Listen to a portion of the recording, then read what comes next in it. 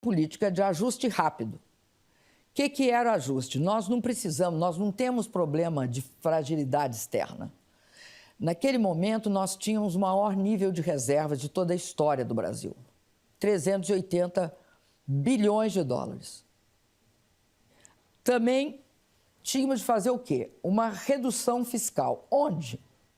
Eu vou te dizer aonde que foi o nosso maior erro. Nós, como política fiscal, nós demos uma grande diminuição de impostos para as empresas, pretendendo que elas usassem essa diminuição de impostos para investir. Ao invés disso, elas não investiram e aumentaram as margens de lucro.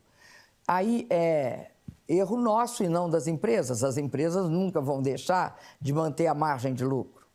Então,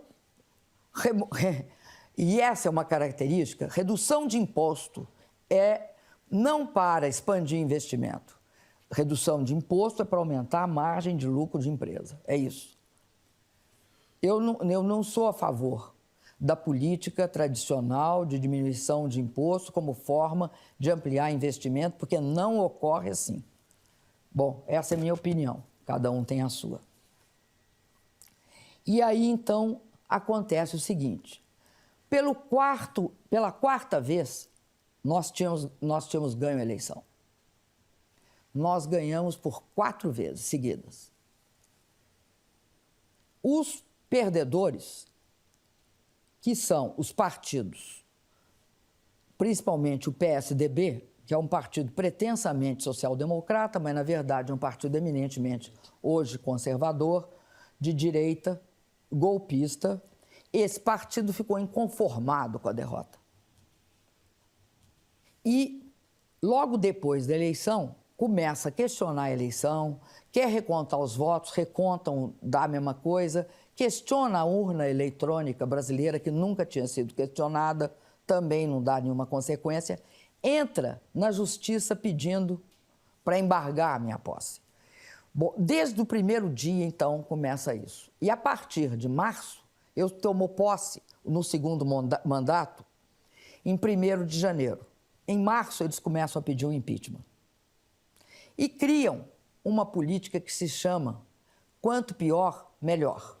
E estabelecem uma profunda crise política no Brasil.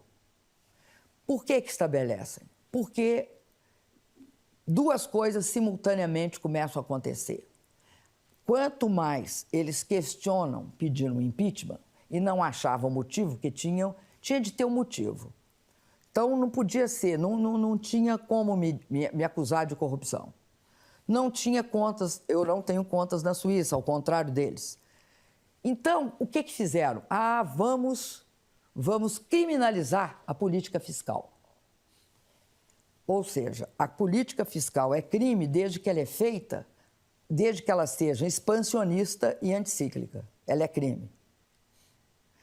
Se ela cortar salário, direitos e fazer o absurdo que estão fazendo hoje no Brasil, que é uma proposta de teto do gasto que nem o Japão fez. Por 20 anos, o gasto em educação e saúde não cresce. Num país que tem ainda até 2030, a proporção dos jovens entrando é maior que a dos velhos. Um país que ainda tem, né, ainda é um país jovem e que precisa, portanto, de dar conta de educação de qualidade, primeiro, para garantir que se mantenha a conquista de redução da pobreza e da miséria que nós conseguimos. Nós tiramos 40 milhões de pessoas da miséria extrema aliás, 36 milhões da miséria extrema e elevamos 40 milhões à classe média. Então, primeiro, para garantir que isso seja estável.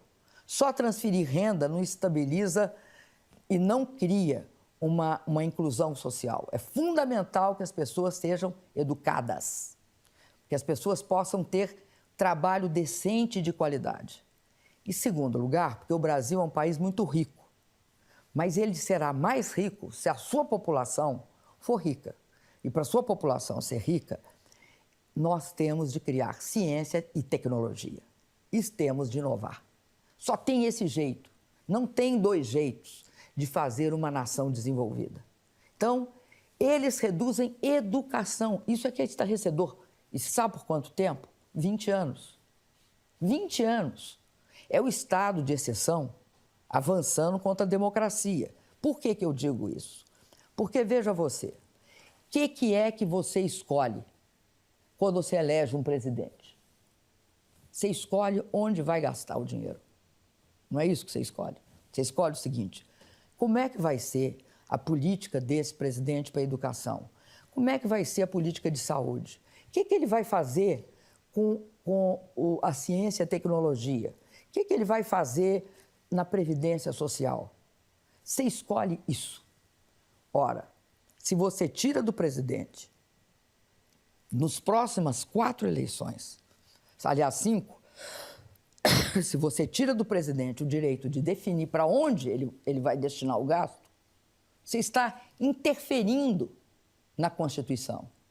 Você está criando, talvez, a ditadura mais deslavada, mais aberta, mas, ao mesmo tempo, com uma capa de emenda constitucional. Além disso, você tira do Estado brasileiro o poder de fazer política anticíclica. Você pode só fazer política cíclica. Política cíclica é dar o cheque em branco para o mercado. Cheque em branco, porque onde que o mercado vai botar o dinheiro diante da crise? Vai botar o dinheiro no bolso dos mais ricos. A gente sabe onde vai botar o dinheiro. Então, veja você que esse golpe, ele é feito contra isso. Porque eles sabiam que nós jamais arbitraríamos, diante da crise, a favor dos mais ricos. Nós íamos arbitrar a favor da população brasileira, da classe média, dos pequenos empresários, dos médios empresários. Porque são eles que mais precisam. E eles fazem a base do país. ¿Qué papel tuvieron los medios de comunicación de Brasil y sus dueños en el impeachment golpe? O golpe no Brasil, ele tem um papel, a imprensa, os meios de comunicação, vamos dizer assim, os grandes meios de comunicação, não é qualquer meio, é os grandes. Esse poder é oligopolizado, está na mão de 5 grupos familiares. Um deles, a Globo, o relatório do Oxfam, coloca como sendo os mais ricos do Brasil. Nesse relatório da Oxfam, que é aquela ONG britânica, eles dizem o seguinte, que essas 6 pessoas, elas têm metade da riqueza brasileira. E você olha que a riqueza brasileira é significativa, mais metade da riqueza da população brasileira. Bom, então, essas mídias são altamente concentradas, altamente oligopólicas e altamente viesadas. Defendem que só há um caminho para o Brasil, que é o caminho que eles consideram o correto. Não tem a história que a imprensa é isenta, é neutra, no caso, pelo menos, do Brasil, é uma lenda. O papel deles é de mentor e construtor do golpe. Se o golpe tem 2 componentes, eu diria, um conjuntural, assim, mais imediato, que é o fato de que essa parte política da oligarquia PSDB e parte do PMDB queria ser preservada das investigações da Lava Jato. Inclusive um senador Jucá, que foi ministro do Planejamento do governo Temer e que caiu um mês depois, porque foi acusado de corrupção, com provas, esse senador dizia o seguinte, foi gravado, ele dizia, vamos derrubar ela para estancar a sangria, ou seja, estancar a sangria para que a investigação não chegue até nós. Essa, eu diria, é uma razão que leva à presença de grupos políticos. Mas a grande razão, a razão sistêmica, é que o Brasil preservou ao longo desse tempo, com idas e vindas, mas preservou uma parte fundamental do que foi construído desde a chegada do Getúlio ao poder, que é 3 grandes bancos públicos, toda a Petrobras, toda a Eletrobras, e a força do Estado brasileiro como o quê? Como um elemento que intervém para garantir que as populações mais desassistidas tenham acesso ao mínimo e possam ser até subsidiadas, porque tudo isso é feito com recurso público. Diante da crise, duas coisas se colocaram. Se eles continuarem do jeito que vão, eles nunca mais sairão por meios democráticos. Então, há que ter uma saída não democrática. Se continuar do jeito que vão, ao arbitrar, podem fazer esse ajuste, mas arbitrarão sempre contra e a favor da população. Vão continuar subsidiando, vão continuar fazendo a política que fazem. Então, nós temos de intervir.